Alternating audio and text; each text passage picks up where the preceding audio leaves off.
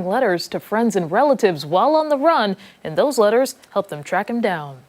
All right, let's get a look at what we have brewing for the next 2 hours here on ARC, starting with some Halloween fun, including our four-legged friends in costume today. CountryMax is hosting a pet costume contest this weekend, and we're talking everything from superhero dogs to spooky cats. We're going to learn how you and your pet can join in on the fun and walk away with the $300 grand prize. Pretty sweet. Then we're asking the questions, who did it and with what? The classic board game Clue is coming to the Auditorium Theater, turning into a hilarious stage play full of mystery and mayhem. We'll be joined by one of the cast members to get a preview of the show. I don't know who, but I think it was in the library and with the candelabra. Okay.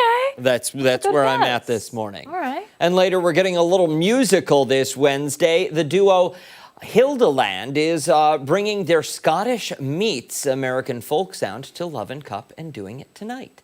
They're going to be stopping by our studio with a special live performance. But before all of that, we'll get a check of the forecast because although we're seeing some sunshine later on today, it's going to be pretty cool out there. Meteorologist Marty Snyder tracking those temperatures for us. Hey, Marty. Good morning, guys. Yeah, we are starting off with at least some clouds now. And like you mentioned, Stephannie, we will get back into at least some sunshine. And even as we look outside right now, you can see skies at least beginning to show signs of opening up. Still going to take a little while for that to fully play out. But as you can see, it's not fully cloudy at this point. So we're just starting to work in the right direction there. We will see more clearing as we head forward throughout the day. That'll be somewhat similar to what we saw yesterday, where we started with the cloud cover, but then we got back into the sunshine. The one difference will be the temperatures. Yesterday, those temperatures moved along pretty well. Today, these clouds are in association with a front that's passing through, and that's going to usher in some cooler air. They'll pretty much keep temperatures from moving all that much. We'll be in the 50s for a lot of the day today. Tonight, frost a possibility for at least a few towns, so keep that in mind. And then over the next couple days, we warm up a little bit, back to about 56 tomorrow, 61 heading into Friday, maybe a little milder into Saturday, and then those numbers mostly in the 50s and 60s to finish up the upcoming weekend. Listen, it looks pretty decent out there. Yeah. Mm-hmm. Yeah, I don't think you're going to get any complaints, at least for another 2 weeks in that weather office. That's it, especially with that sunshine today. That helps. Certainly does. Thank you, sir. Okay. All right, let's go off the top now and start with some things that have piqued our interest this morning. I will start things off today with some scary moments and a close call for a dog in North Carolina. All right, so you're about to take a look at some video. 5-year-old Colton, a rescue, started a fire after chewing on a lithium-ion powered device. You can see him back away, wondering if we can pull up that video, and run as the battery starts to smoke. In a post on social media, you see it right there. In a post on social media, the Chapel Hill Fire Department says Colton counter-surfed and got hold of the device. His owner, David Sasser, is actually a firefighter for the Chapel Hill Fire Department. WRAL reports he and his family were not home when this happened. It was their security system that actually told them there was a fire. Sasser says his heart sank in that moment, having no idea what was going on. Thankfully, he was close by and came home immediately. Sasser tells WRAL the fire fizzled out within minutes because of the rug, which was the only thing they ended up losing. Look at that fire there. We're told his dog Colton is okay. As for the device, CHFD says it was charged and unplugged, but it wasn't stored safely. The fire department has said the batteries should be stored in a place where they can't be broken, cracked, or chewed in this case. Sasser is also using this near tragedy to remind other people about these safety measures, and they require a different kind of disposal for these batteries as well. And it's not just an issue on the ground. FAA data shows a 388% rise in fires on planes involving lithium-ion batteries. That's scary stuff. Yeah. Thankfully, though, they had that alarm system that notified them of that fire, because you never know that, that could spread a lot quicker than you think. That is for sure. I know that nowadays, especially when you're heading out on planes, there's a specific note about these lithium-ion batteries. And, I had one of the chargers, I think it was like an Anchor charger that hasn't been recalled, I believe, but maybe I should double check. But yeah, so I never used to worry before. I would take it with me on the plane and, charge my phone if I saw that it was running. Well, and they ask if you're checking any bags too. Do you have any of those batteries in your luggage? Yeah. Yeah. I remember, I don't know, 7 or 8 years ago, when those Are they hoverboards? I don't know what they're called. Well, the ones where people It's like just two wheels? Yeah, Yeah, and okay. Mm-hmm. When those were catching fire like crazy. Yeah, that was a big deal. Yeah. You just thought it was something that, people are having fun on, and then you started to see some safety issues come along with that. Absolutely. Be mindful of that and of the disposal. Yes. If you don't want them to go to the wrong place and, God forbid, catch fire inside of a garbage truck. And I can't stress enough, as somebody who likes to charge my devices overnight, especially my phone, usually I'm close by, but when it comes to those lithium-ion batteries, those rechargeable portable chargers, I would not do that. Do not leave it overnight. Make sure that you're at aware. home when that's happening. Absolutely. All right, let's move along to mine. And for my off the top, we are heading to Indiana, where a riverbank turned into a time capsule. A human skull, not from a crime scene or a recent burial, but one that is more than 4,000 years old, has been confirmed in Fayette County. We are talking about 2300 BC. To put that into perspective, historians generally place the earliest known inhabitants of this region closer to 1000 or 1500 BC. So this skull predates some timelines by more than 1,000 years. The remains were discovered on June 2nd along the bank of the Whitewater River and immediately reported to the Sheriff's Department.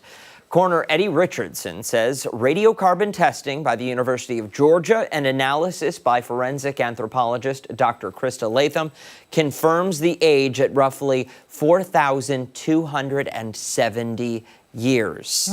And that opens up some big questions here, people. Not only who was this person, what cultural or community were they a part of? Does this push back what we knew or we thought we knew about when humans settled in this part of North America? On Indigenous Peoples Day, the coroner called the discovery a powerful and humbling reminder that people have walked this land for millennia. Because think about it. This isn't a famous archaeological site. This is just Indiana. And yet someone may have been living, hunting, building, and burying their dead here while civilizations on the other side of the world were just taking shape. So the skull dates back to the same moment in history when the Egyptians were still raising the pyramid walls, when Mesopotamia was carving the world's first cities into the earth, when Stonehenge was being hauled into place in England, and the earliest settlements in China were just taking shape. Right now, the coroner's office is working with the Indiana Department of Natural Resources on next steps, including proper cultural care and protection of this site. But whether you're into history or anthropology or surprise plot twists, a 4,000-year-old skull in the Midwest suggests the story on this continent might be older and deeper than we initially thought. Wild, Interesting. right? Yeah, that's for sure. 4,270 years ago. I mean, when it comes to, I guess, finding fossils or bones, you think about some degradation over time. So I'm really surprised, I guess, like for it to have lasted for so long. Yeah. Maybe it's just how it was, I guess, buried in things. Yeah.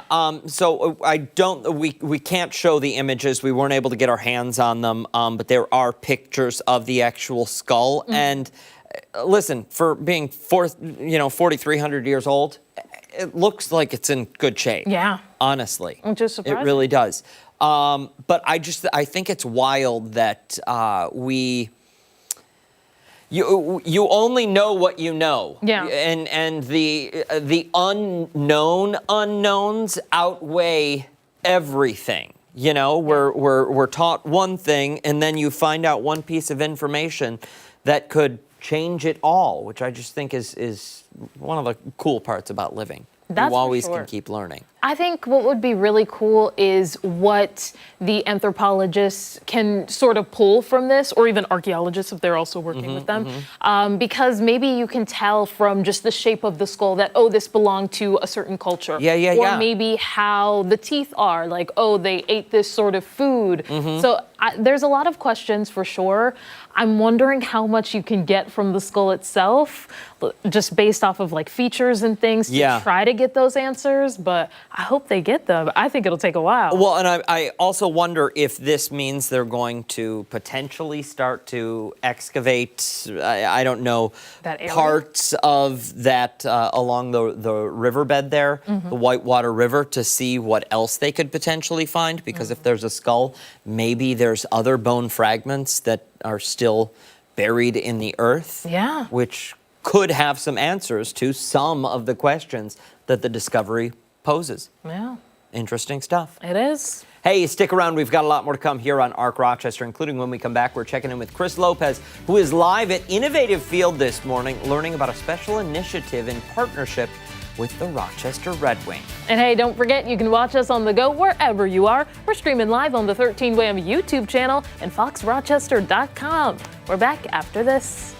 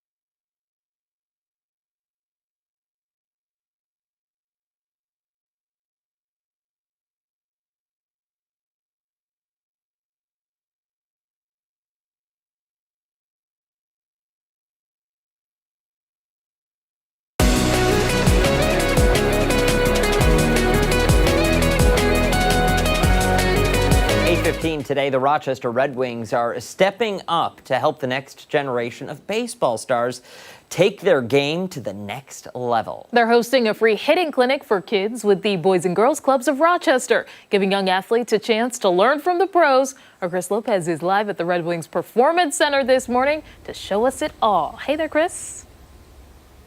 Hey, what's up, guys? Yeah, taking place today at 4 o'clock, goes until 6 o'clock.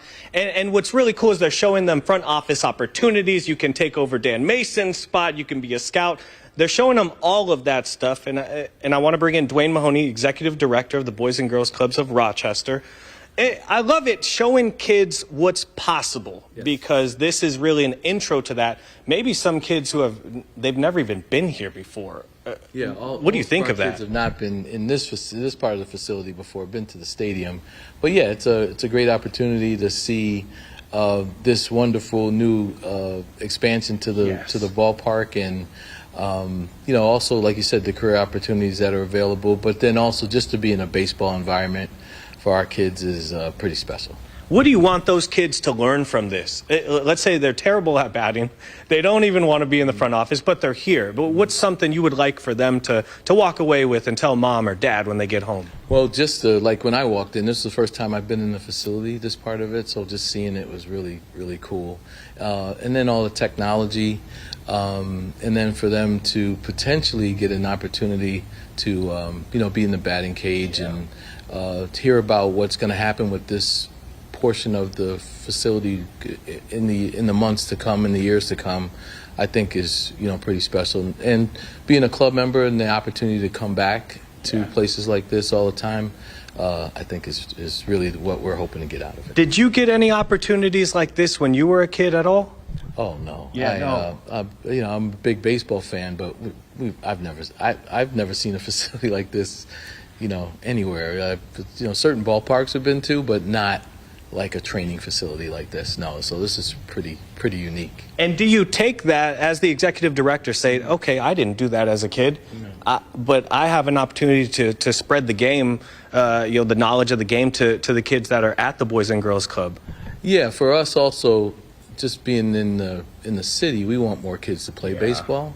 Our kids focus on football, basketball, things like that, but baseball is such a great career, and we would love to see our kids play more baseball, and being exposed to the Red Wings and to a facility like this is the start of that for us. Yes, I was going to say, especially here in Rochester, I mean, we don't have a pro basketball team. We don't have a pro football team. That's in Buffalo.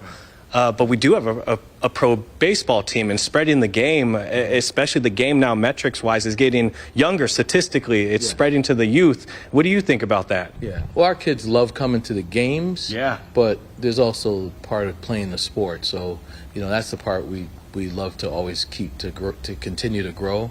We are always getting asked for tickets. Can we go to the baseball stadium and see the Red Wings play? They love meeting the players, and the Red Wings have been kind enough in individual times for us to meet some of our kids to meet the player that they want to meet. Yeah. But we also want them to play the sport too. So just coming and being exposed to this training facility, I think, helps with that.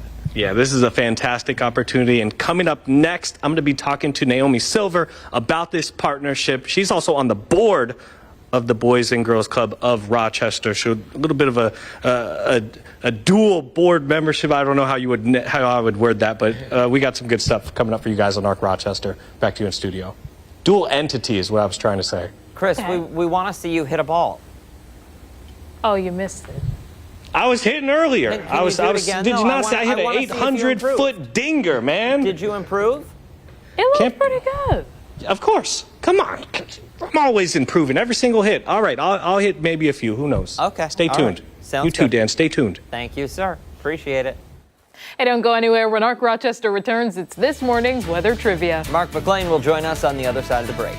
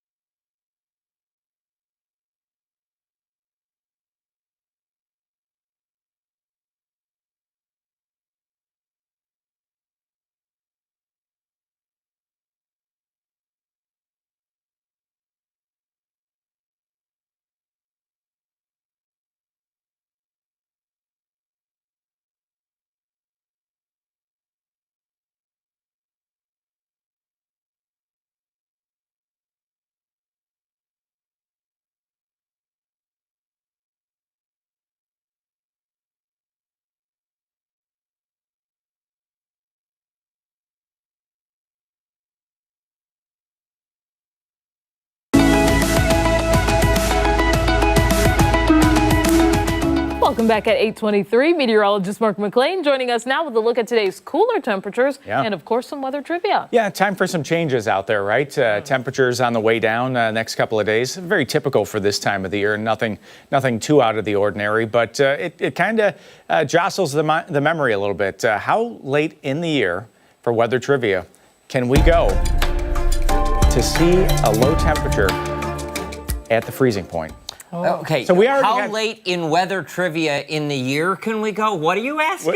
So in the fall. So Rochester's already experienced the 32-degree low this season. What is the latest date on record? Oh, how far into the season? How far into the season? Got it. Okay. So So we did one morning last week was real frosty. Remember that? Yeah. So that ended the growing season for some spots down in the southern tier and certainly central New York, upstate New York. But, did we get as late as November 25th, November 14th, October 24th, or is it today? Is it October 15th? The latest date in the season for 32? Okay, so, Steph, two schools of thought here. Okay. The ding-dong is D because today is the 15th. Yes. Yeah. Or the reason he's asking this question is because today is the correct answer. I know. know. Is it the distractor? Or no, it could be the right answer. I don't think, I think A is out. Yes, Okay. that I feel like I don't think Ding A dong is for sure. plausible. B almost seems too good to be true. yeah, it feels a little late. Which, okay, wait, but if we are looking for the latest date on record, that could be a viable option. See, I feel like October 24th might be the option. You can hear the stew stewing up there. Because Yeah. that's 9 days past today Yeah. before we get to a 32 degrees. And you're a solid month into fall. Yeah. Yeah. Yep. And I feel like that's a safe zone. Is that right? But it's, we'll have the answer at 9 on our I wanted to see if I here. could get him to slip there. Yeah, put your answer up on Facebook. We've got the question up there as well. So Hey, post a video response on Facebook with that'd be your fun. with your answer. that'd be fun. Yeah, we'll watch them. Yeah, I'm sure everyone would be interested to see that too. The theme is cooler, so let's talk about cooler weather in Western New York. We've got a frost advisory southwest of town. This is Genesee County, Wyoming County, and Livingston County. Again, you keep in mind that some of these spots did already get down to the freezing point last week, but a good chunk of those counties also did not. So if you have any plants outside that you want to protect from the frost and keep, definitely bring them inside tonight. It is just too cold. And the difference between that frost and freeze is frost is when temperatures are above that 32-degree point of freeze is when that temperature goes below 32. So a freeze usually means the end of the growing season for plants that are not hardy. We have hardy mums, we have kale, we have certain things in the garden that can certainly withstand a few nights of sub-freezing temperatures. But Kale can? yeah. Really? Well, the cabbage will sit out in the field. It wow. doesn't hurt that. Pumpkins will sit out know there. that. They'll be all right for a little bit anyway. You don't want them to be out. My pal Cal. You know who is a harbinger of Oh my god. cold weather? Look at this. I said we'd have a special visitor on the Yes. It looks forecast. huge. Yeah, well, it's a close-up. It's the Listen, woolly. imagine running into a caterpillar that large No, out in real life. that'd be the end of it. No. I don't know, it still seems kind of big for a close-up. You know the old lore, though, right? No. Black on a caterpillar, allegedly, supposedly. Colder. Brown on a caterpillar is warmer sections of winter. I thought it was gonna rhyme. I'm sure we could make it rhyme. Yeah. Figure out a way. But if you look closely, that little guy right there does not have a lot of brown. No.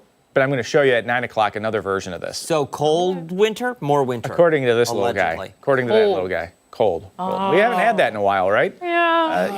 And it's colder out there today, but it's going to get warmer by the weekend. Look at that. We're back in the 70s by Saturday. So, the cold air is not going to stick around forever. But with this north wind that we have today, That's the reason that that temperature's taking a nosedive. North at 12, 52, and that may be as good as it gets, really. We don't see the temperature really moving much today thanks to this cold front that's moving south of Rochester. You see a little green on the screen. The bark is worse than the bite with this. A lot of this is not even reaching the ground in western New York. So we'll just move ahead and get rid of these clouds by the afternoon, get back to some sunshine.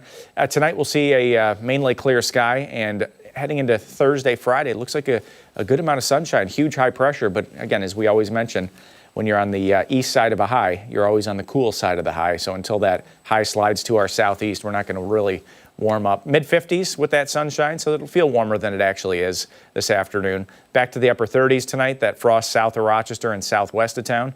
And the 7-day forecast does have that warm up into the weekend. Some showers around by later in the weekend, early next week, so we'll have to watch that as we move through time. But, you know, quiet for this time of the year. Mm-hmm. Where's the wood? Right? Where is it? Yeah, right? Yeah. Right. I agree. It's been quite a stretch.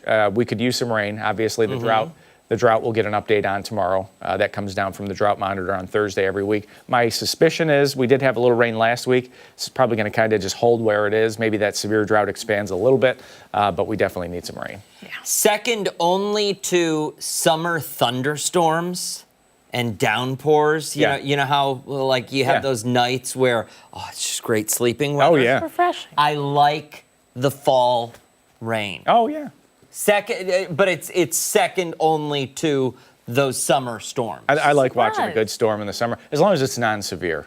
You know, Yeah, the second it goes severe, you Of really course. you have to take it a Just little a more good, seriously. a good soaker, one Yeah. where you know the plants are loving it out. Yeah, you don't have to water the garden. You get a day off your watering duties outside. Yeah. Those are good days. The smell of it though during autumn, during the fall Yeah. season, it's just so nice. The leaves bring it out more. Yeah. Decaying foliage out there. Yeah, exactly. Flavor in the Exactly. atmosphere. Listen, it's nice. It is. It's nice. It is. Mother Nature Yeah. treats us well. Yeah. All right, McLean, thank you. Got it. Hey, don't go anywhere. We've got much more to get to here on Arc Rochester. We're back right after this.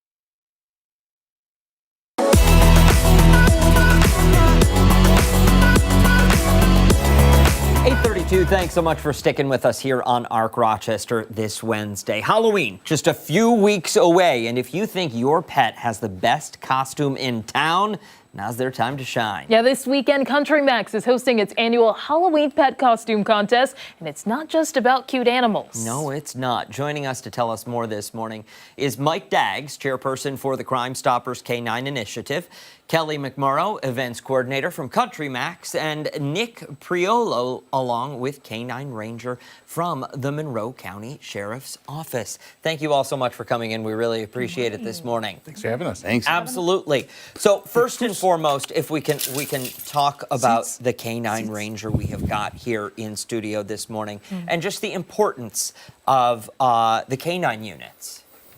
Yeah, this is a K9 Ranger.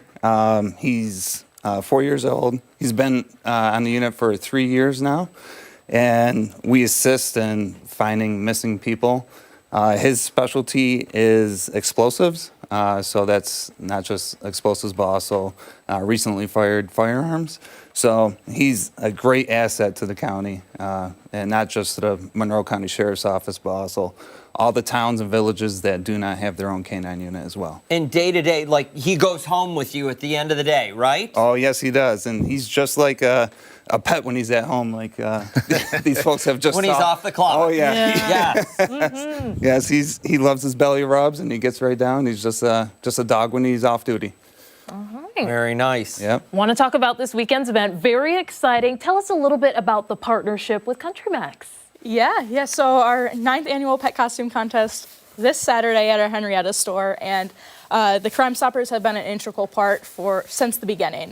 They've been at every single pet costume contest, so we're very lucky to have them back this year to celebrate with us, shine some light on a great organization. We'll have some of the officers and the K9s there for you to meet. They're going to walk the stage, so it should be great. So definitely come check it out.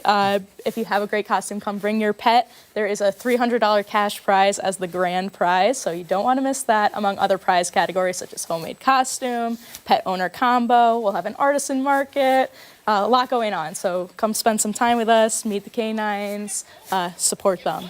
The pet owner combo, they kind of look like couples costumes, quite honestly. It's fantastic. Talk to us about why it's so important for Crime Stoppers to be out there in the community. Yeah, absolutely. I mean, the Crime Stoppers K9 Initiative helps raise money to support these departments with their K9 programs, whether it's for emergency medical care for the dogs, equipment, training for the dogs. Any funding that we can get to support those departments goes straight to the K9s themselves. So partnering with CountryMax, it's been a great opportunity for us to get that exposure in the community. We'll have a table set up there. We'll be there all day as well. We've got K9s from the Sheriff's Office, from Greece Police Department, Rondequoit Police Department, and Rochester Police Department that'll all be there throughout the day as well. So people can come by, meet the K9s, meet the handlers, stop by the Crime Stoppers table, and talk to us about what the program's all about. Yeah, and I did see one deputy walk across the stage in our B-roll with one of the dogs there. Will Ranger be one of the dogs walking across the stage? Ranger will not be there, unfortunately. Is Ranger going to dress up, though, in his own personal time? Oh, for of course. Halloween? Yeah, I think he deserves a Superman costume for what he does every day. Absolutely. Sure. Talk to us about some of the costumes that you've seen in years past. I mean, we see some of them in that video from years past. People go all out. They really do. Yeah, they sure do. Yeah, people are so creative, and it really shines at the event. It's a community event, and it's so much fun. So we see, like we said, we made a homemade costume category this year because we just needed to shine light on the people that put so much work into these costumes. We've had knitted costumes. People bring carts that are all decked out. We've had people that make complete structures, pirate ships, disco stages. Wow. We've had everything. That's so amazing. You got Beauty and the Beast Yeah. there, and well, I don't know what that is, but Incredible. Incredibles. Yeah. Thank you. Yes, this is fantastic. For somebody sitting at home who says, okay, I want to take part. I'm going to get my dog to hopefully play along, and not throw a fit once we get there. How do they register? How do they sign up? So it is day of, so no pre-registration. Registration begins at 9 a.m. that morning. So you can come, get registered. We get a photo of a pet portrait for every single person that enters, and every single person that enters gets a bag full of goodies for entering as well. So no worries about pre-registration. Come that day. Judging starts at 10, so you have an hour in there to get registered, get in line, and show off your costumes. Great. Does CountryMax have dog costumes? We sure You do. Okay. Yeah. Just in case, warning up. Just making sure. Yeah, and for anyone who wants to learn more information about the Crime Stoppers Canine Initiative, where can they go? Yeah, right to the Rochester Crime Stoppers website. So it's crimestoppers.com, and they'll be able to find out more information about the Canine Initiative there. All right. Awesome. Thank you all so much, and thank you, Ranger. You've been a very good boy. Thank We'll you. post all of this information and much more on our website after the show this morning. Hey, stick around. We are back on the other side of the break. distracted When we there. come back, we are once again going live to Chris Lopez, who's getting some practice swings in this Wednesday morning. Yeah, and don't forget, you can take us on the go wherever you are. Arc Rochester is streaming live right now on the 13 Wham YouTube channel and foxrochester.com. Stick around. We're back on the other side of the break.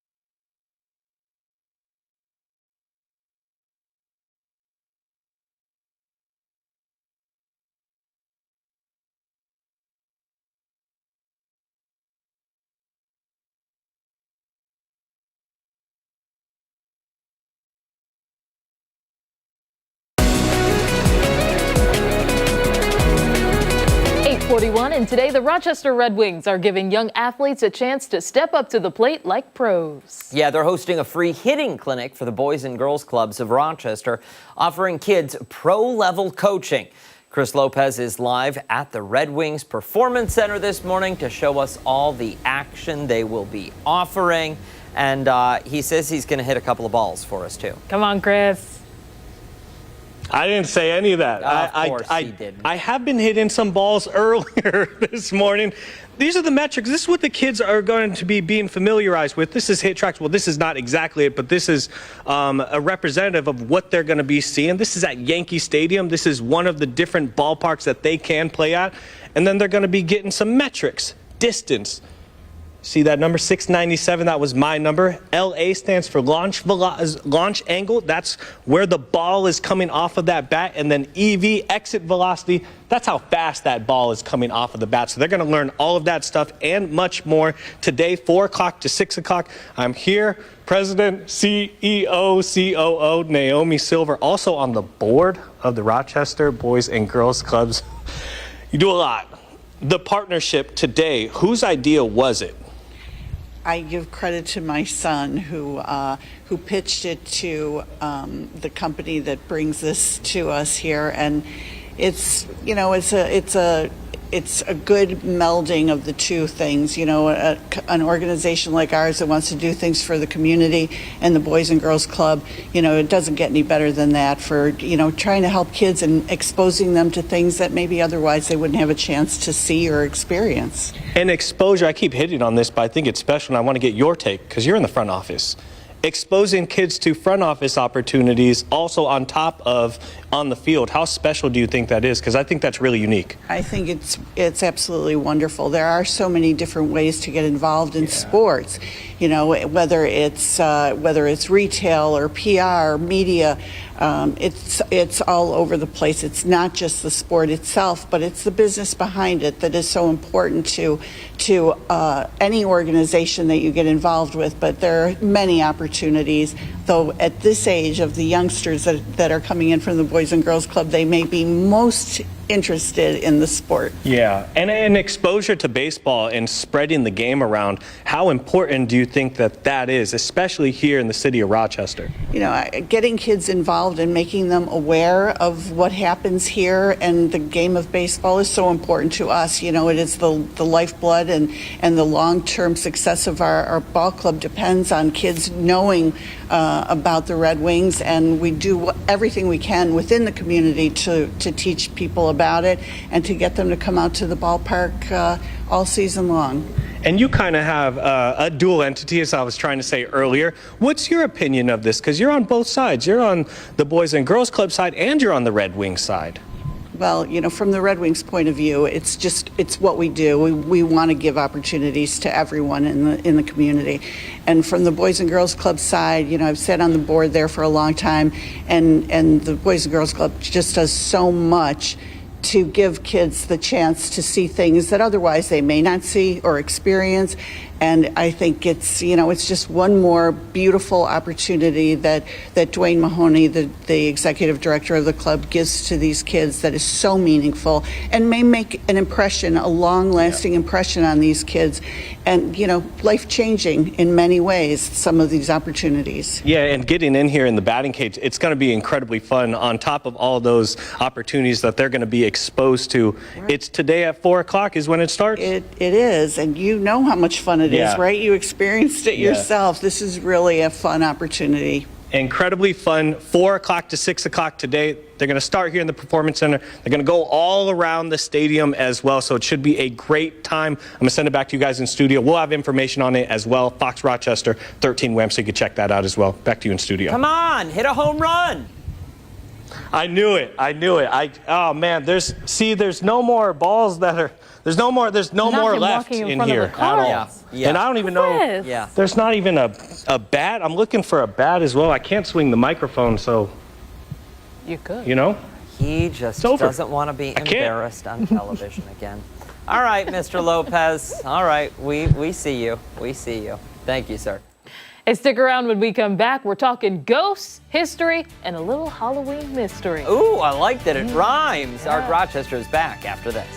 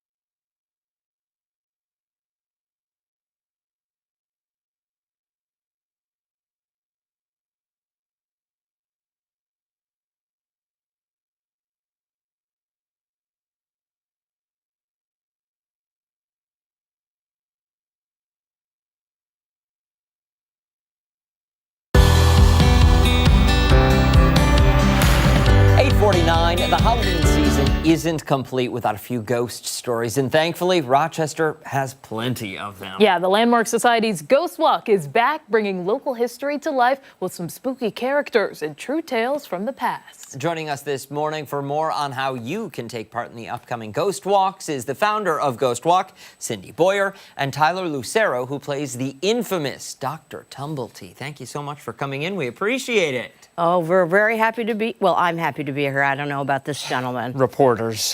Oh, that's true. You don't like reporters. I'm so sorry, Mr. Always asking difficult questions. I'm sorry, Mr. Tumblety. I didn't know that this would be so upsetting. That's Dr. Tumblety to you. I'm sorry. I forgot. Wow. Yes. Well, can you tell me what, I know that this is your hometown of Rochester, but why is Scotland Yard trying to trace you here? It's because of my political activities there. It has nothing to do with those murders. The Whitechapel murders in London? Yes, nothing to do with them. Nothing to do with them. Well, we'll find out, won't we? Yeah. Yes. We have the authorities here quite frequently, so if Just we some need just to, you left, let us know. You reporters. Yeah, see, he's more concerned about reporters because they're always chasing him down. Sorry. Listen, can when you you do? kill people, I mean, Yes. that's what we do. Yes. So Dr. Tumblety is one of only 6 scenes in Ghost Walk this year, which are true history, gory stories. And we're very lucky to have, do you mind if we transform to Tyler Lucero? Actor Tyler Lucero will be playing, as you said, the infamous Dr. Tumblety. He's one of the ones that people always ask for that story to come back because he was reputed to be Jack the Ripper. So... And buried right here in Rochester. Yes. And I've never been to his grave. I'm kind of afraid to. I don't know. I would be too. You know, maybe we'll make a trip in November. But so that's just one of 6 stories in Landmark Society's Ghost Walk this year. So you get to walk on a beautiful historic street, and you get to see actors performing scenes from Rochester's past, and they're all true. That's one of the houses that the ghosts perform on the porches. Wow. And you can see they're walking through. I've had people afterwards say, "Oh, I loved walking through the leaves. That was their favorite part." Yeah. You know, but the lanterns are carried by the guides. The set so well. Exactly. They just love it because people don't do that much anymore. It's like trick or treat for adults. You get you get to walk and you get to have treats. Oh, one of our fans did that lovely little illustration. Love that. So History Ghost Walk, boo boo boo. Cindy, we were talking during the break. 32 years in running, and this is year 29 because COVID. Remember, we got those breaks. What have the past 3 decades been like doing this? Oh my goodness. Well, as we mentioned during the break, that there is. When we stopped because of COVID, because people are in pretty close quarters when they're touring, we thought, oh, well, we're done. It had a good run, 28 years. But people started calling and saying, where's Ghost Walk? Isn't it coming back? We want to go to Ghost Walk. So we started it up again, and this is our 29th year of performing. So over the years, it's been pretty consistent, but we've had many, many different stories. So Dr. Tumblety is one of the ones that comes back more often because it is so popular. Yeah. And Tyler, I'm wondering for you, have you played Dr. Tumblety before? And what is it like approaching that character, getting into the storytelling? Right. This is actually my first time acting in the Ghost Walk, though I got involved both because I used to work at the Landmark Society and because I do community theater. Usually I like to play a little more comic characters, so this has been a little bit it's a challenge, asking you to get into the mindset of someone who may be trying to hide something. And for any actor, though, it's always a fun challenge to try to get yourself into a little bit more of an uncomfortable place and try to still understand that person's humanity at some level. Yeah. Do you think he did it? I actually just sort of have been learning about this, even living in Rochester all my life, and I don't know. It all sort of things line up for me, but we'll see. Yeah. I guess. Cindy, how about you? Oh, things do line up, but since we first instigated this particular story, more information has come to light, so it's impossible to say. But we like to claim Dr. Tumblety as our own since, it's Rochester. He is buried up at Holy Sepulchre Cemetery. And it is kind of interesting that when he died, he left his fortune to a home for wayward women. So there's just, those were not his favorite people in the world. So Ghost Walk, there's the Italian bakery accident story, which also kind of addresses the situation we see today about immigrants coming to our country.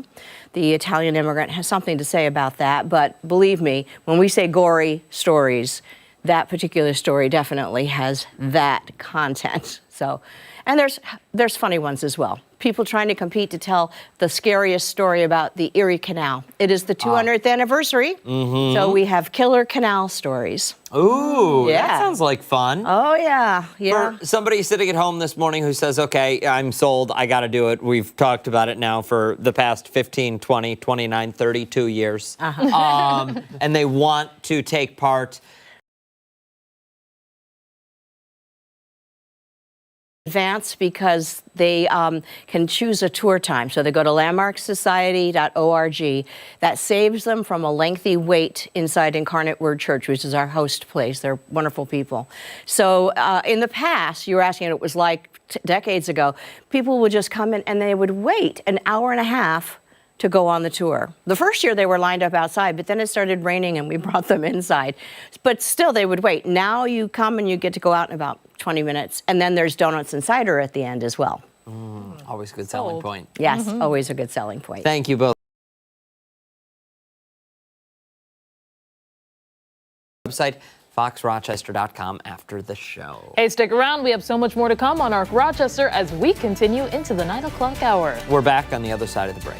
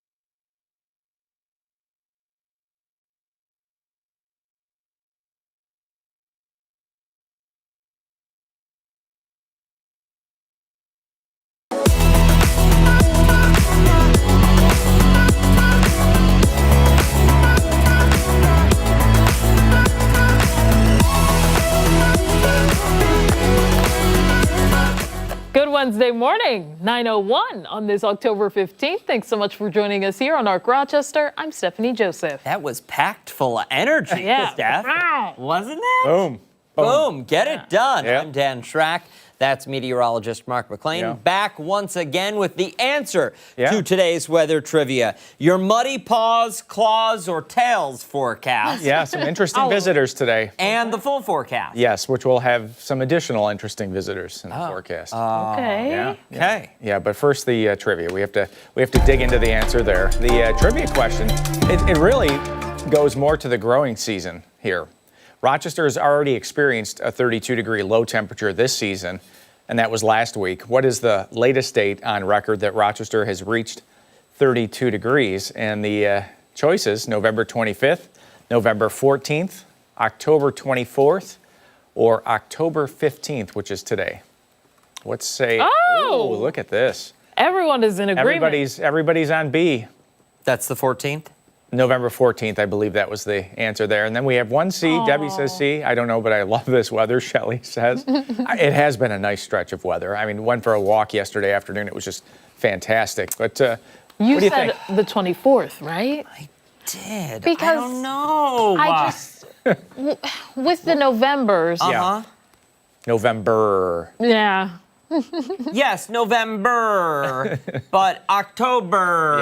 Yes, they both burr. And December. Well, okay, Mark, you're Yes. sitting at home Yes. watching this. Yes. You don't know the answer. Right. Which one are you going to pick? Well, That's a trap. as somebody that's lived here for a long time, I would narrow it down to two for sure. What two? I would throw out November 25th. Okay, yes. For sure. And October 15th Okay. would both be gone. The other two choices seem pretty reasonable. Listen, I know that the people are going B, Yep. but I'm just going to dig my heels in and be defiant and not go with the crowd. Okay. And I'm going to stick with C. I just don't know. Because when I was trying to narrow things down before, I Yeah. was like, November 14th seems pretty late. Yeah. Which the question is saying, what is the latest date? Yeah. So I think I'm gonna join in with the B people. The B people.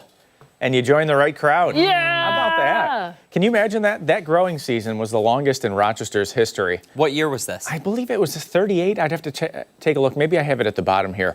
But it was 216 days. I do recall. Wow. That. And you compare that to this growing season was only 175 days. So there it is at the bottom. Yeah, 1938. It lasted That's wild. 216 days. So, you subtract that from 365 and you say, well, most of that year the majority of that year was above freezing. Oh. So you go from April 11th through November 14th that year for the official growing season, although nobody in their right mind would be putting anything in the ground on April 11th No. or November 14th, but nonetheless, it was a pretty decent season. So You wouldn't have thought to do it. No. Because No, definitely not. we don't expect that. Right. Wild. But the story, it could be down to 32 degrees for some spots. So we do have that frost advisory tonight. It's a freeze risk to frost-sensitive plants, especially southwest of Rochester. So Genesee County, Wyoming County, Livingston County, the risk for temps in the low to mid-30s seems to be just a little bit higher for areas southwest. Now, I said we'd have a few more visitors to the forecast. Last hour, we looked at the woolly bear. Mm-hmm. Well, the funny thing is, do you know how many people take pictures of the woolly bear caterpillar in the fall? You don't until you put a post up on Facebook, and then you go through the comments. And everyone has pictures. And 180 comments later, 90 of which I think are pictures, Wow. say, my caterpillar didn't look like that when I saw it, and it didn't. What Now, did it look like? these were actual pictures from this season. Now, the last hour I showed you one that was almost all black. There's one that's almost all brown. I've seen the black and brown ones, but mostly it's, black on the side and Yeah. then you've got a brown stripe in the middle. Yeah. Well, I mean, the brown ones are at, I don't know, lower elevation? I guess, and they say it might be more age-related for the caterpillars, as opposed to being an accurate predictor of the climate. Meteorologist Scott Hetzko thinks that the accuracy is on par with the groundhog, Which is none. which is zero. That prognosticator. But nonetheless, on a It was right this year. quiet weather afternoon, Selena was back there too. We broke out into a conversation for about 20 minutes on this, if you can believe it. Here's the other visitor, Alvin. Oh, look at him. Yeah, another prognosticator, if you will. You ever see the cheeks on a chipmunk this time of the year? It's just gone in and like raided the corn. So much the food. Peanuts, the bird feeder. It's impressive how much food they can store. How much they stuff into their little face, right? Can be a little irritating too at the bird feeder. I have to admit, but hey, there he is. And tomorrow we're gonna have a video of Simon and Theodore, a fan of the show, Oh. running around in the living room. You're gonna want to see it. You're gonna want to see it. It was fun. It was fun. Next chance for wet paws or claws or whatever you want to call it will be on Sunday, Saturday night, Sunday, as that rain chance does go up then. But we're in good shape today. The big change today is that north wind at 12. That's gonna usher in some cooler weather for the next few days. And you've noticed that October's been mild. We've had temperatures about 3 degrees above normal. Look at that.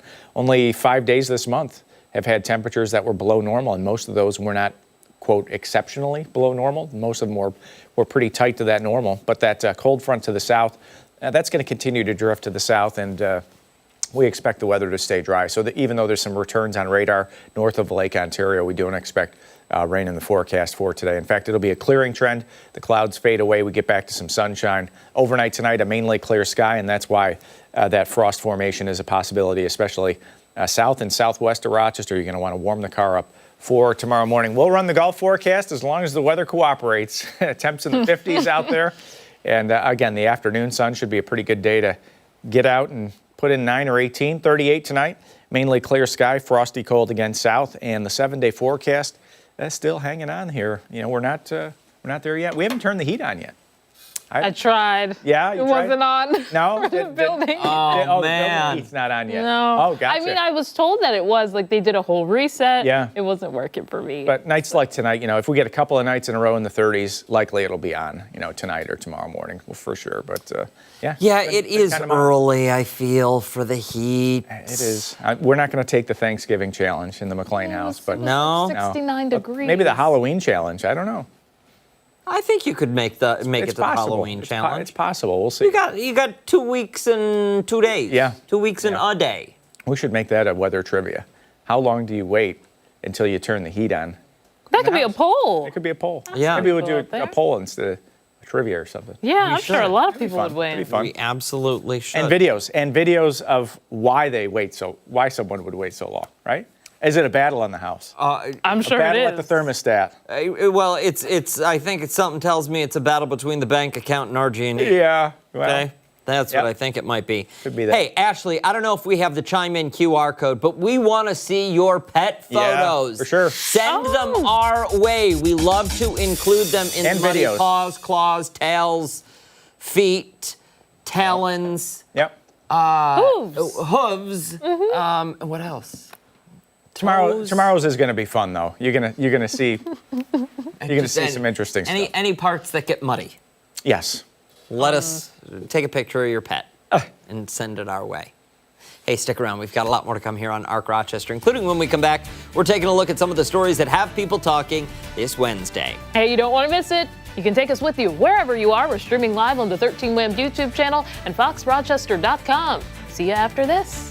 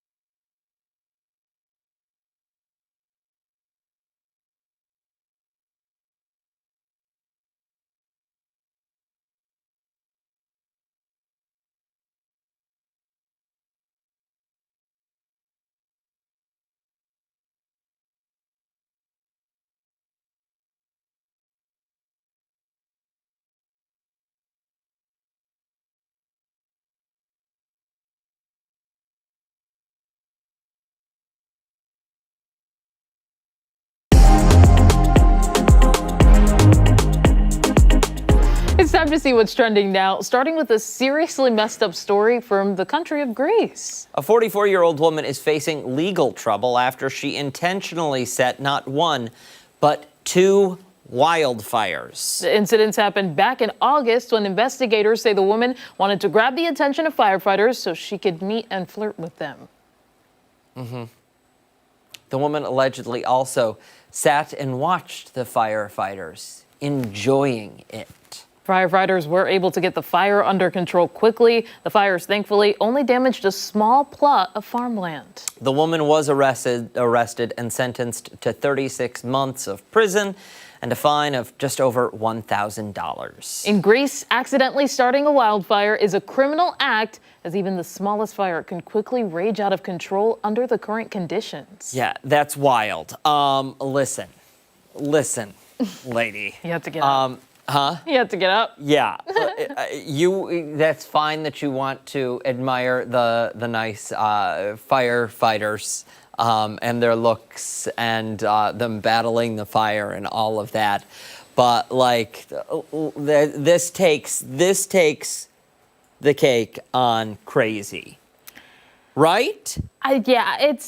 I've seen a video on my timeline this week, actually, where there was literally a crowd of girls that were cheering on this firefighter. I don't know that they started anything. They were actually out battling a real emergency call, but he noticed, and literally anything he would do, they'd just be like, woo! Like on the side, and it's just... Listen, you can show your support and admiration, but I would say while they're fighting a fire, let them do that. I do have a funny story. Because they're putting their lives on the line. Yeah. So like you need to, let's back up. Approach them after the fact. Yeah. I don't know that standing there and cheering is the appropriate move either. Yeah. Or gawking. I was just What's about your to story? say, it's very inappropriate what happened here. My story is my mom is the boldest person I know. The boldest, I don't know. Wait, are you about to throw your mother under the bus? No, I don't think so. Everything was fine. You can come over to my house on Thanksgiving if need be. Go for it. Tell them. So basically, I had an orchestra concert that we had to go to in middle school. And out of nowhere, there's a fire truck that comes into the neighborhood. Apparently, the neighbor next door had left on the gas when they had left. We had no idea at that point that that was what happened, but they basically were just going to monitor what was going on.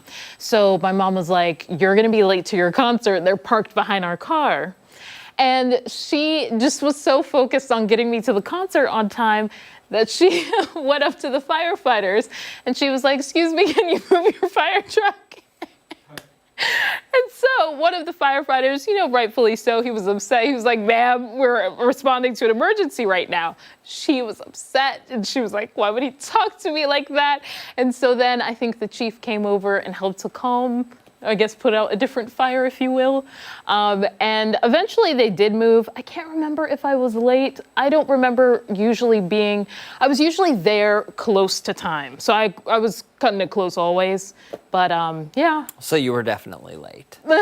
You definitely missed the recital. Fire truck was eventually moved. Everything was fine. Nothing blew up. There was no serious emergency, but.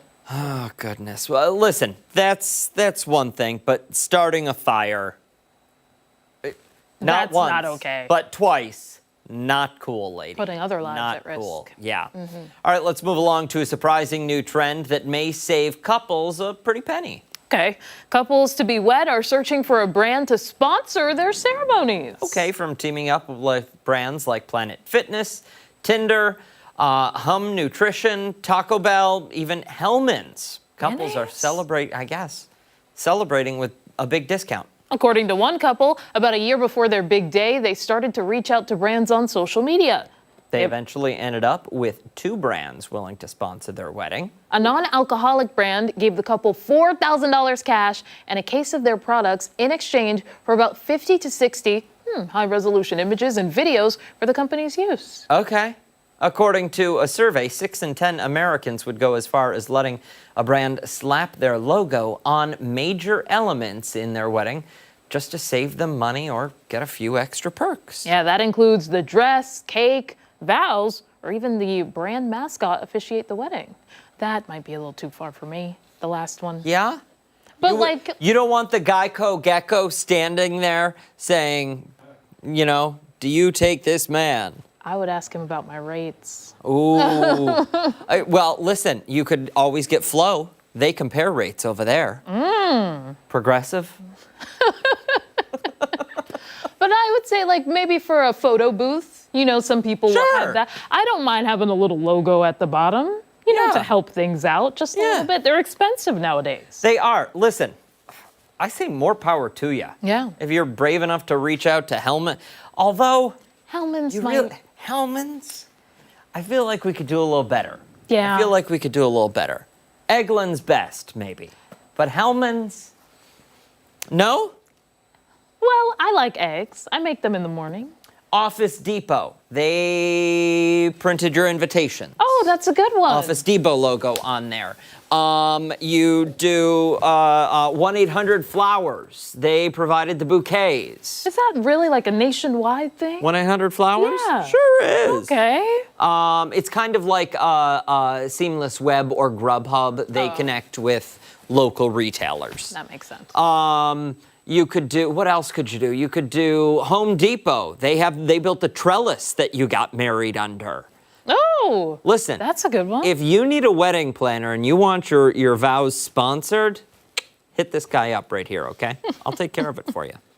All right, we'll move on now to some tech news. OpenAI has just announced some new plans for its ChatGPT bots. Yeah, in a post on X, CEO Sam Altman said that upcoming versions of the chatbot will include a wider range of content, including erotica. The bot will be able to treat adult users like adults. I can't say any of this. Yes, you can. No, I can't. Okay, they're going to treat adult users like adults and offer more sexual components. Though it remains unclear what material will qualify as erotica, the move could represent a major shift in OpenAI's policy, which formerly prohibited such content in its most contexts. The new feature is expected to roll out in December. Altman also said a new version of ChatGPT will launch in the coming weeks, allowing the bot to adopt more distinct personalities, being able to respond in a more human-like way and act like a friend. This comes as OpenAI tries to attract more paying subscribers. Thoughts? I get a little concerned because I know that some people, we've done stories where they fall in love with their chatbots, you know, and I don't want people to lose sight of reality. What concerns me is, are we putting Fabio out of a job here? Who's posing for the book covers anymore? Who is the chatbot? Do we need Danielle Steele anymore? That name sounds so familiar to me. Well, she writes adult literature about, you know, the princes and using flowery verbiage to describe actions that happen between. You're just going and going. happen between two young lovers. I don't know. Have you ever heard of Wattpad? No, what's that?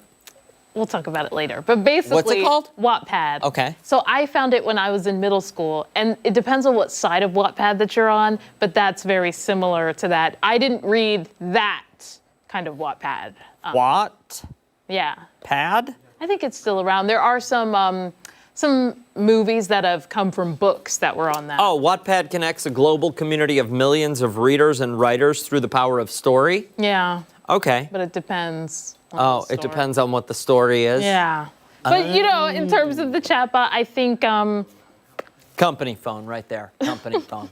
But I just Googled that on. I don't know that this is something that needed to happen. It's kind of like, okay, to me, you know? See, the angle of this that I find most concerning, or where I hear and see a little alarm bells, is what does...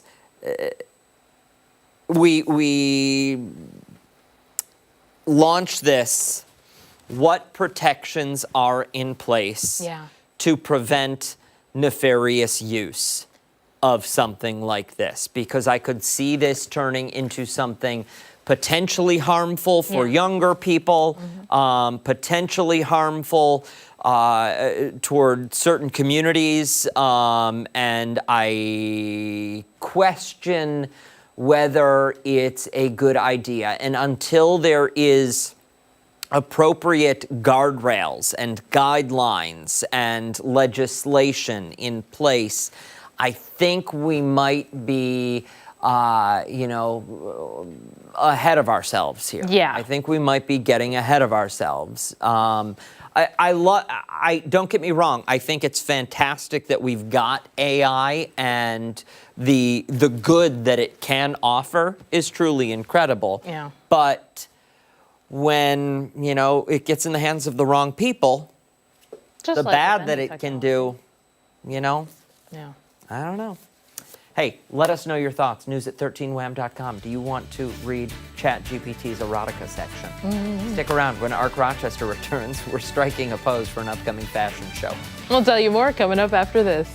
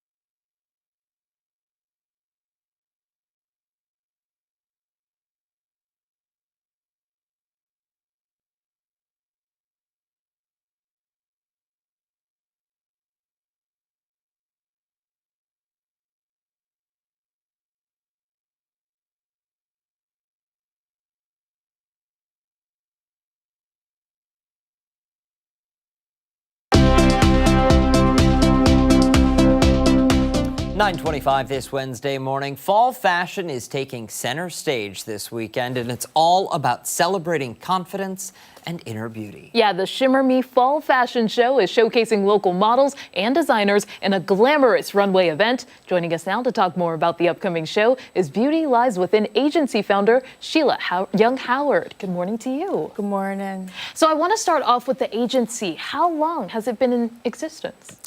3 years. Nice. 3 years. So what is it like? Tell us about the hard work that went into creating this agency.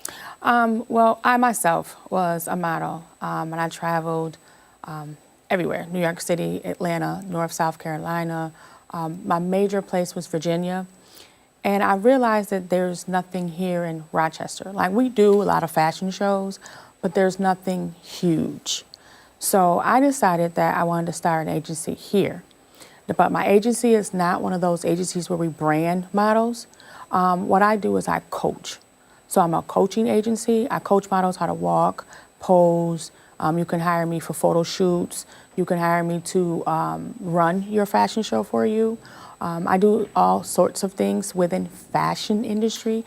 I help you look for outfits for a fashion show or for a photo shoot. So my whole goal in this is that instead of us going to New York City, I want New York City to come to us. So what can people expect at the event on the 18th then? So this is my 3rd year celebration. So every year for a celebration of being open, I do a fashion show. This year, I decided that I wanted to do Shimmer Me Fall, which means fall colors. I think fall colors are very beautiful. They're vibrant, they're alive, and I feel like it represents me. So technically, the 3rd year will be November 1st, but I did it in October because it's a great year. Fall have great colors. It vibrance. It shows who you are. And I just thought that maybe it'll be a great year. And with the Shimmer Me Gold added to it, it'd just be a little pizzazz to it. Nice. And what I really like about the event is that it's showcasing local talent. What is it like scouting out that talent, getting them to be a part of this? Believe it or not, it's pretty easy. It's pretty easy. I've met, in this type of industry, you get to meet a lot of new people. And be honest with you, Rochester has a lot of good talent. There's a lot of good models here. There's a lot of good dancers here. There's a lot of good performers here. So actually this year, I have found maybe 3 to 4 new designers. I have found 2 to 3 new dancers, performers. So that is the whole goal, is each year, find someone new. And if someone is out there seeking representation, what kind of work do they book with your agency? So basically with my agency, you can book, like I said, posing, walking, how to walk the runway, how to walk the fashion shows, how to, I also get hired to help with pageants. I've walked in pageants as well. So those are more of the major things that I do. So fashion shows, pageants, and photo shoots. Nice. And as you're looking ahead in the next 5 years, for example, what do you see for the agency or even for this event?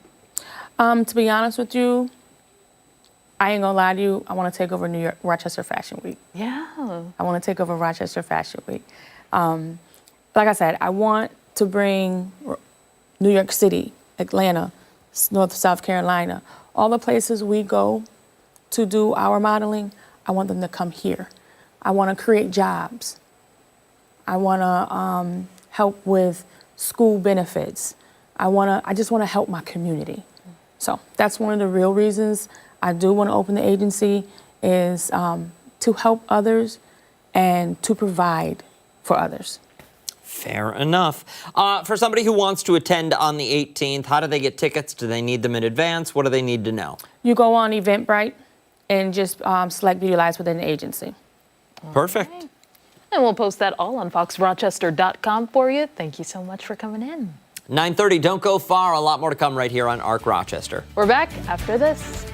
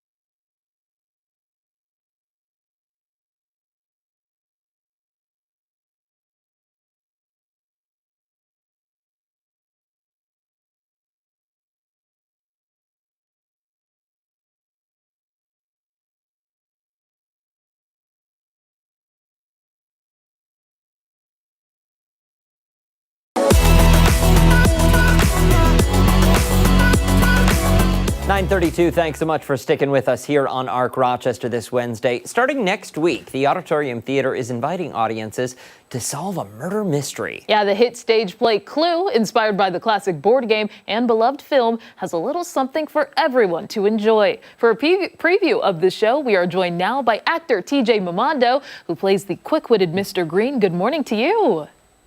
Hey, thanks, Dan and Abby, for having me. Happy to be here. Absolutely, absolutely. It's Dan and Steph today. Sorry, that's okay. Oh, sorry about that. It's Hey, not Steph, your nice to fault. meet you. Hi, Not nice to your meet you. fault. So we want to know right off the bat, because we were talking during the commercial break. Does your character have a British accent? No, I am one of the many Americans in the show. There's one British butler played by Adam Brett. He's an amazing actor. But no, I'm American in the show. Thank God, for the audience's sake. Well, tell us a little bit about what it's like to bring this plot to life on stage. Yeah, I mean, it's amazing. If you're familiar with the movie, you're certainly going to get the highlights from the movie that you love. But there are plenty of surprises that the theatrical production has that you can only see when you come see the show. And we also tie in a little bit of the iconography from the board game that the movie is sort of missing. So yeah, I think people are going to be surprised and pleased with what they see. For somebody who may have only ever played the board game and not seen previous production or the movie, can you give us a little background or insight into what they can expect as an audience member? Absolutely. So it's basically like a classic murder mystery setup where a butler comes into this giant, horrible looking mansion, scary looking mansion. And then there are a bunch of guests that are invited, Mr. Green, Miss Peacock, the classics that you know.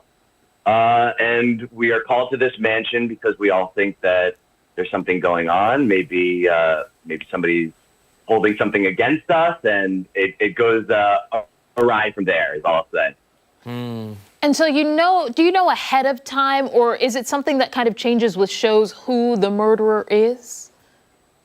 So I don't want to spoil too much. I will say that it is a set ending. It is the same ending every time. But for those who like the multiple endings of the movie, we do have a little homage to that. And that is all I'll say. I want people to be surprised as much as possible, for sure. We want people to be surprised too, TJ, but we also want to know if you're the killer. I can't reveal that. I can't reveal all my secrets. But Mr. Green is a very anxious person. He's very timid walking into this murder mystery, and he's definitely going to be put through his ringer, for sure. Is there any hints that you could give to audience members, like, pay attention to this scene, or is there a moment where you're like, you could be tricked by this? What I will say is there's a lot of really great dynamics between all the characters, that in the early couple scenes, you might see some connections, some glances that might hint towards some history there. TJ, I want to break away a little bit from the show and just talk a little bit about you and the cast and what living that tour life is like, because you spend countless hours, days, holidays, weekends, and literally, you spend months with a group of people. What is that like for you? Yeah, I mean, I'm calling you guys from my hotel room right now. It's definitely, that is an adjustment, living out of a suitcase, for sure. But honestly, I'm very lucky to be surrounded by the cast of this show, because it's rare that I've had an experience where everyone gels very well. And this is also a show that sort of demands everybody come together. It is a true ensemble show. And I know the audiences are going to see that when they come see the show, that we all need to kind of come together as a cast and make this show happen in very specific ways. And I think that translates to our offstage chemistry as well. So we're currently in our first couple of weeks. We just left New York a week or so ago, and I can already tell that it's going to be an amazing tour. I'm really excited for people to see it. And I'm so happy to be launching in Rochester. Truly, everybody has been so warm and so nice. So I'm very thankful. Yeah, absolutely. And for anybody who's like, all right, now I'm convinced, I got to go see the show, when can they see you? So we open next Tuesday, and then we run all week in Rochester. So you can go to clueliveonstage.org, I believe. Let me double check that. .com, clueliveonstage.com, and you can go to the Auditorium Theater and get your tickets as well. Perfect. TJ, thank you so much for your time this morning. We really appreciate it. Oh, you know what? Real quick, before we let you go, are you the killer? You can't get me this time, Dan. Rats. All right. Thank you, my friend. We appreciate it. Yeah, absolutely. Thank you so much. Take care. Hey, stick around. We've got so much more to come on Arc Rochester, including when we come back, we're looking ahead to a live music event happening tonight. We sure are. And don't forget, you can watch us on the go wherever you are. Arc Rochester is streaming live right now on the 13 Wham YouTube channel and foxrochester.com. Stick around. We're back after this.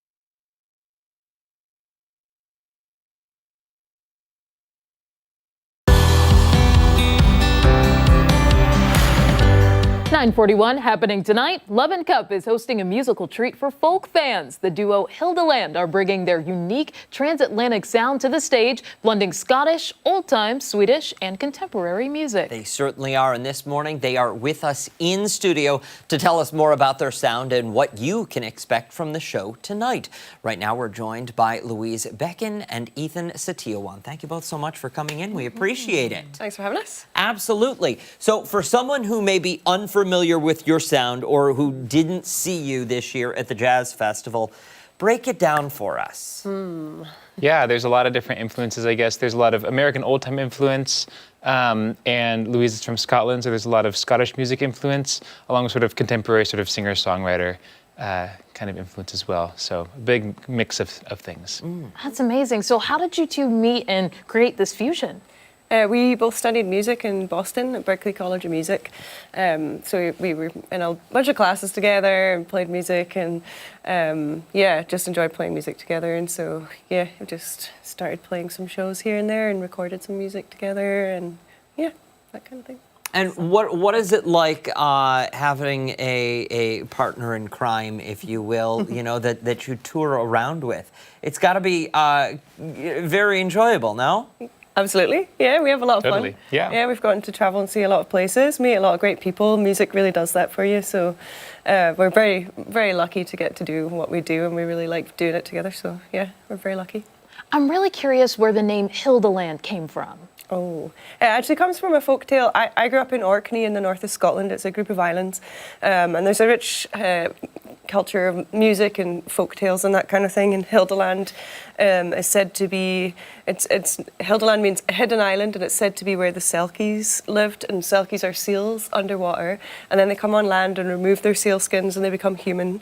And so it's said to be where they had their home, this little magical island where the weather is always perfect.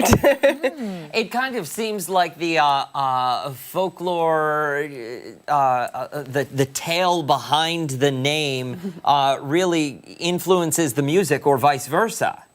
Yeah, I think it goes both ways. I guess it's like this tale is from where Louise is from, and we play a lot of that kind of music. So, yeah, it goes both ways, I guess. Yeah. Nice. And so the instruments that you're playing for us, I know that this one is a violin or viola. Fiddle, I would call fiddle. it. Violin, fiddle, same instrument technically, but I would call it the fiddle. I play like folk music, so this is my fiddle. Nice. And for you? I play the mandolin. I'll play some larger mandolins at the show tonight as well. One called an octave mandolin and one called a bouzouki, which is sort of just, larger, deeper versions of this instrument here. How long have the two of you been playing just all together in your lives? I've been playing mandolin for about 15 years now, and I guess music for 20 years. Wow. Yeah. That's incredible. And you? A long time. Yeah, I think it's been 30 years. Playing the fiddle. Yeah, it was 7. Nice.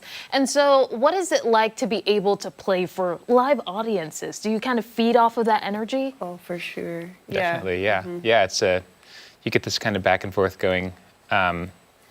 And yeah, it's a real gift to be able to play for people who appreciate music, and to go around and play music for people.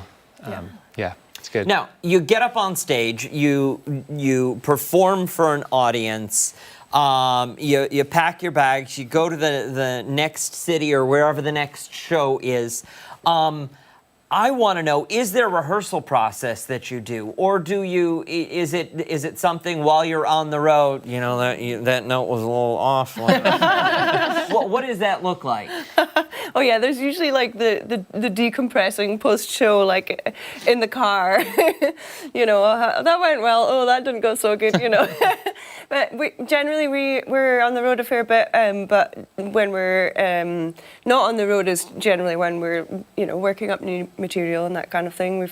But in the car is often where all the planning and talking about the future happens. Like yesterday we had an 8-hour drive to get to Rochester, so we talked a lot about what the next album might look like, and when we were maybe thinking to record some more music and write more music. But actually today, the first single off of a new EP that we've got coming out is out. So, we're just getting this one out, and we're already thinking to the next thing and the new music that we should write. Yeah, very nice. Can you give us a hint as to what the conversation looked like? What are we thinking? Reenact album? Well, we've kind of basically for this EP, and we have one other album besides it. We've basically we've mostly worked as a duo. There's not much on the album besides 2 instruments, or maybe 2 people singing as well. So maybe 4 things happening total. But kind of the idea with the next album is to bring in a slightly larger, still kind of keep it acoustic with sort of a string band.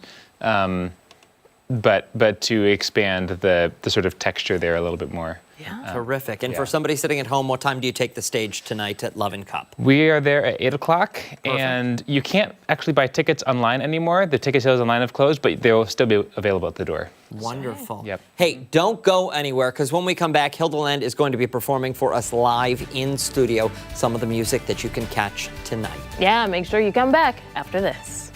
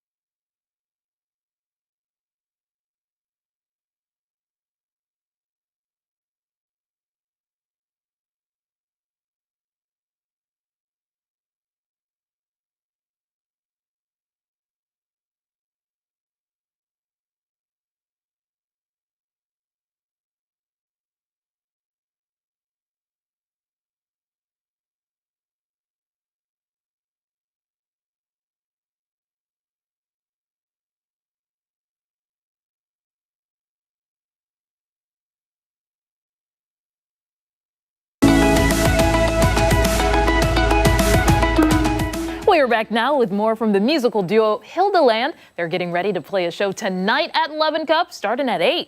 Yeah, but before that, they're going to give us a special in-studio performance this morning. What are you going to be performing for us? This is the single that just came out today from our new EP, which is a collection of instrumental music called Fiddle Tunes, and this tune is called The Brushy Fork of Johns Creek. Wonderful. Ladies and gentlemen, Hildeland.